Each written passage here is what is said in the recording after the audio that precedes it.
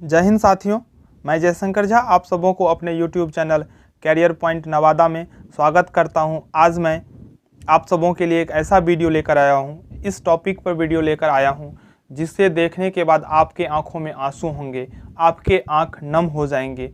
जी, मैं सही कह रहा हूं। आज मैं जो आपके लिए वीडियो लेकर आया हूं उसका टॉपिक देखिए, आप टॉपिक देखकर ही समझ गए होंगे बहुत कुछ। यह टॉपिक जो है वो 26/11 के शहीद हुए उन जवान वीरों की कहानी को मैं आज लेकर आया हूं, उस घटना को लेकर आया हूं जो आज से 13 वर्ष पहले भारत में हुआ था।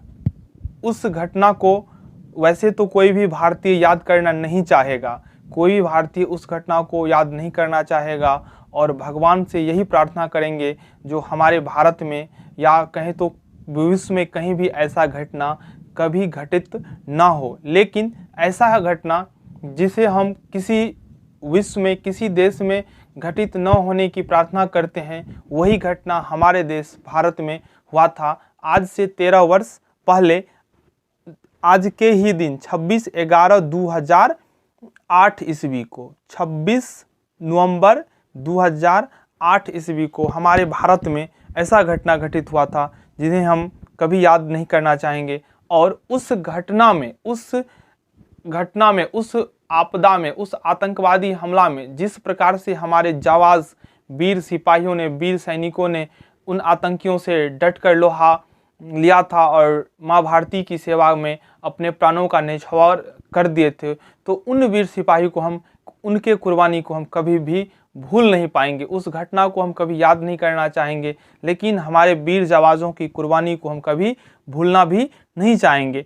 तो आज उसी टॉपिक पर मैं आप लोगों को एक एक पॉइंट, एक एक बातों को मैं बताना चाहता हूं जो कहां से आतंकवादी भारत में प्रवेश किए थे, किस रास्ते से आए थे, उनका मकसद क्या था, कहां कहां उनके द्वारा हमला किया गया, हमला में कौन कहां शहीद हुए, उनका मुख्य लक्ष्य क्या था। तो एक एक बातों को मैं आप सबों के बीच रखूंगा, तो आप हमारे साथ इस वीडियो में शुरू से अंत तक बने रहें। तो आप 26/11 का जो अटैक हुआ था भारत में उसके बारे में आप जानेंगे। देखिए, टॉपिक है 26/11 के शहीद, याद करो कुर्बानी। कोई कैसे भूल सकता है उस हमला को। उस हमला में हमारे 22 जवान शहीद हुए थे, चाहे वो सैनिक हो, अर्धसैनिक हो, चाहे पुलिस हो, लेकिन लगभग 22 जवान शहीद हुए थे और कुल भारतीय नागरिक 160 अपना जान गंवा बैठे थे। तो 22 जो मुंबई पुलिस हो, सेना हो, अर्धसैनिक बल हो, होमगार्ड हो या अन्य कोई फोर्स, 22 जवान शहीद हुए थे और कुल भारतीय नागरिक 160 अपना जान गंवा बैठे थे। देखिए, जो जान गंवाए थे उनमें जैसे हैं Hemant Karkare IPS joint commissioner anti terrorist Mumbai, Ashok Kamte, major Sandeep Unnikrishnan, Vijay Salaskar, Tukaram Ombale, ये सब प्रमुख थे। इन्होंने वीरता से माँ भारती की सेवा करते करते अपने प्राणों को न्यौछावर कर दिए थे, लेकिन अंततः विजय हासिल किए और आतंकी को मार गिराए थे। एक आतंकी जो अजमल कसाब था वो सिर्फ जिंदा पकड़ा गया था, जिन्हें फांसी दे दिया गया था। तो आइए हम जानते हैं उस हमला के बारे में, वो हमला क्या था।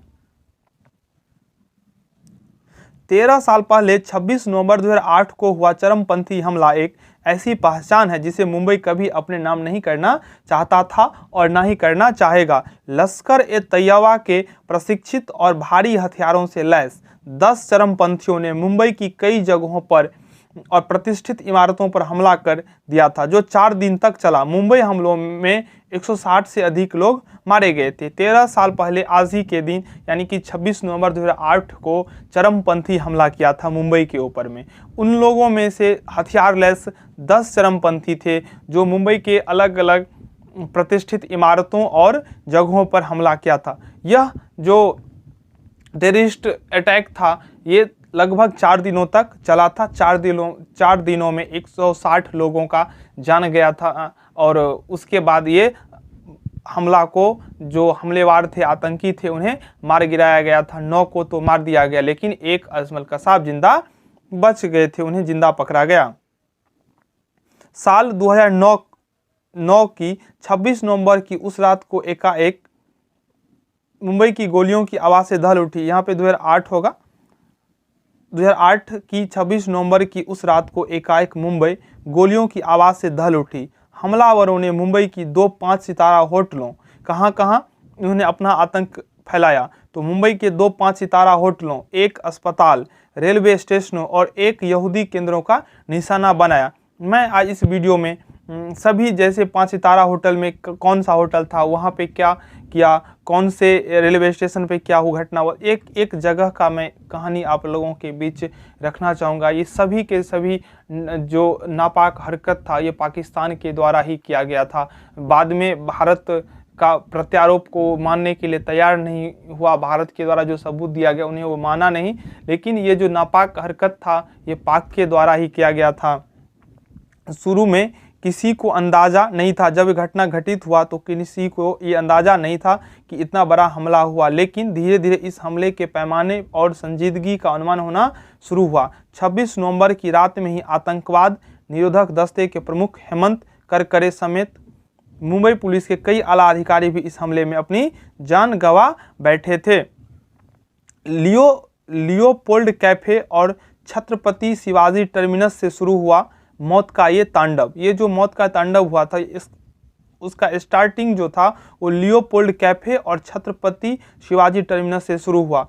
मौत का ये तांडव ताज होटल में जाकर खत्म हुआ, लेकिन इस बीच सुरक्षा कर्मियों को 60 से भी ज़्यादा घंटे लग गए। 160 से ज़्यादा लोगों ने अपनी अपनी जान गंवाई। आइए जानते हैं उस रात कहाँ कहाँ क्या क्या हुआ था, एक एक जगह के बारे में जानते हैं।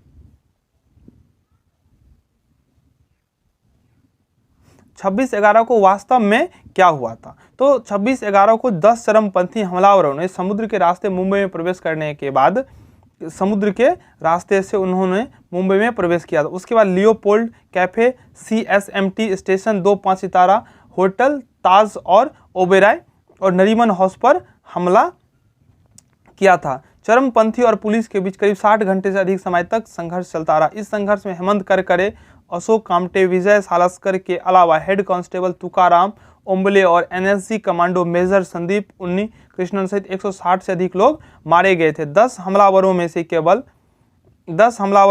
अजमल कसाब को जिंदा पकड़ा गया। 10 हमलावर जो थे उनमें से सिर्फ एक को ही जिंदा पकड़ा जा सका और सभी के सभी मारे गए थे, यानी कि 9 मारे गए और एक को जिंदा पकड़ा गया था।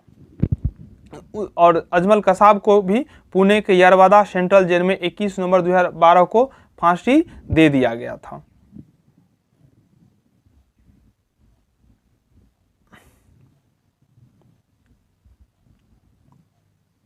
देखिए मैं पहले बता चुका था, तो 26 नवंबर 2008 को जो भारत में हमला हुआ था, भारत की जो आर्थिक राजधानी मुंबई में एक चरमपंथी हमला हुआ।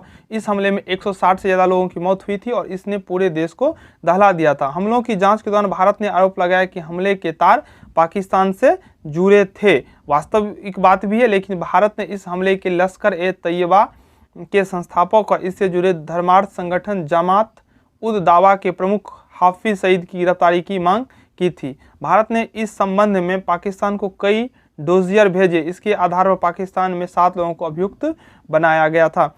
चलिए अब दिखाते हैं, आपको बताते हैं जो एक एक जगह पर जहां पे हमला हुआ था। तो उस रात जो हमला हुआ था, ये आपको ये दृश्य जो आप देख रहे हैं, ये दृश्य है लियोपोल्ड कैफे, मुंबई का मशहूर लैंडमार्क। यहाँ पर कई विदेशी पर्यटक आते हैं, यही कारण था कि हमलावरों ने इसका निशाना बनाया। उनका मेन मकसद था भारत को आर्थिक और जो सामाजिक कह लें जो नाम था उसको खराब करने के लिए इन्होंने सोचा था। इनका लक्ष्य था जो भारत को बदनाम कैसे करें, भारत में जहाँ जहाँ से विदेशी लोग आते हैं वहाँ हमला करना, जहाँ अधिक से अधिक लोगों का भीड़ हो वहाँ हमला करना, ताकि भारत का बदनामी हो। देखिए ये जो आप दृश्य देख रहे हैं, ये दृश्य है लियोपोल्ड कैफे, मुंबई का मशहूर लैंडमार्क है। यहाँ कई विदेशी पर्यटक आते हैं, इसके कारण से यहाँ पर हमला किया गया था। आइए बताते हैं यहाँ पर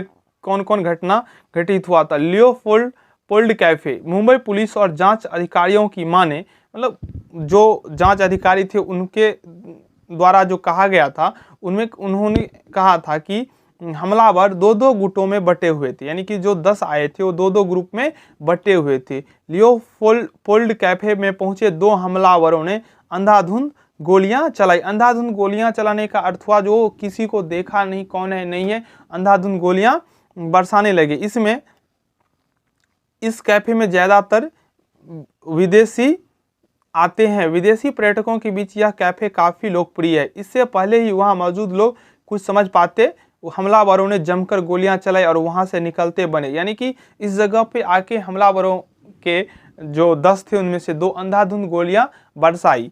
जब तक कुछ वहां के लोग कुछ समझ पाते तब तक वहां पे इतना गोलियां चला दिए थे जो बहुत सारे लोगों की जान वहां पे चली गई। आधिकारिक आंकड़ों के मुताबिक अगर बात करें तो लियोपोल्ड कैफे में हुई गोलीबारी में 10 लोग मारे गए थे। लियोपोल्ड कैफे में जो गोलीबारी हुई उसमें 10 लोगों को मौत हुआ, ये आधिकारिक है, हुआ उससे ज़्यादा भी हो सकता है। तो देखिए एक जगह का अभी तक आपने देखिए दूसरा जगह है, ये है मुंबई के फेमस रेलवे स्टेशन, मुंबई के छत्रपति शिवाजी टर्मिनस पर हमले के बाद सफाई करता एक कर्मचारी। देखिए यहाँ आप देख सकते हैं क्या स्थिति था स्टेशन का, आपको पूरा रेड दिख रहा होगा, ये सभी खून है। जब हमला हो गया था उसके बाद एक कर्मचारी इस स्टेशन को साफ कर रहे हैं। देखिए आपको क्या नज़ारा उस दिन का था, पूरा का पूरा स्टेशन को खून से लथपथ कर दिया था वो 10 आतंकवादी ने। यहाँ क्या हुआ था तो सबसे ज्यादा आतंक का तांडव इस भीड़ भाड़ वाले रेलवे स्टेशन पर मचा। देश के व्यस्ततम रेलवे स्टेशनों में से एक, देश में जितने भी व्यस्ततम रेलवे स्टेशन है जहां पे गाड़ियों का आवाजाही बहुत अधिक होता है उनमें से एक है छत्रपति शिवाजी टर्मिनस। वहां पर जो हमला हुआ था वो सबसे अधिक तांडव मचा था, मुंबई का छत्रपति शिवाजी टर्मिनस। यहाँ बड़ी संख्या में रेल यात्री मौजूद थे, यहाँ बड़ी संख्या में रेल यात्री मौजूद थे। हमलावरों ने यहाँ अंधाधुंध गोलियां चलाई। जांच अधिकारियों की माने तो यहाँ हुई गोलीबारी में अजमल आमिर कसाब और इस्माइल खान शामिल थे। यानी कि छत्रपति शिवाजी जो स्टेशन था वहाँ पे जो हमला हुआ था उस हमला का जो 2 व्यक्ति जो मुख्य थे वो थे अजमल आमिर कसाब जिन्हें जिंदा पकड़ा गया था, इस्माइल खान भी शामिल थे इस जगह पे। तो सबसे अधिक तांडव इसी जगह पर उनके द्वारा मचाया गया था। यहाँ पे बहुत ज़्यादा संख्या में लोग मारे गए थे। बाद में अजमल आमिर कसाब पकड़ा गया लेकिन इस्माइल खान मारा गया। यहाँ की गोलीबारी में सबसे ज़्यादा 58 लोग मारे गए। 160 लोगों का जो आधिकारिक पुष्टि किया गया मौत का, उनमें से 58 मात्र एक जगह पर हुआ मौत जो छत्रपति शिवाजी रेलवे स्टेशन था।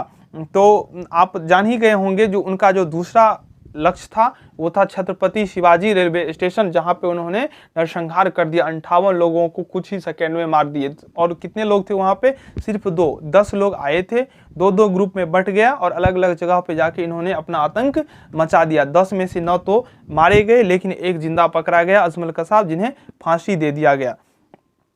तो देखिए अब तीसरा जगह मैं आपको बताने जा रहा हूँ वो है ताज होटल। 5 स्टार होटल है, 5 सितारा होटल जो ताज है, आप देख रहे हैं ये ताज है। यहाँ हमला किया था। तीसरा जगह जो था ये देखिए मुंबई का संभवतः सबसे बड़ा लैंडमार्क है Taj hotel. Gateway of India के पास मौजूद इस ऐतिहासिक बिल्डिंग में कई घंटों तक सुरक्षा बलों का ऑपरेशन चला था। ये ताज होटल है, यहाँ भी आतंकी हमला हुआ था। आइए देखते हैं ताज होटल में क्या सब हुआ।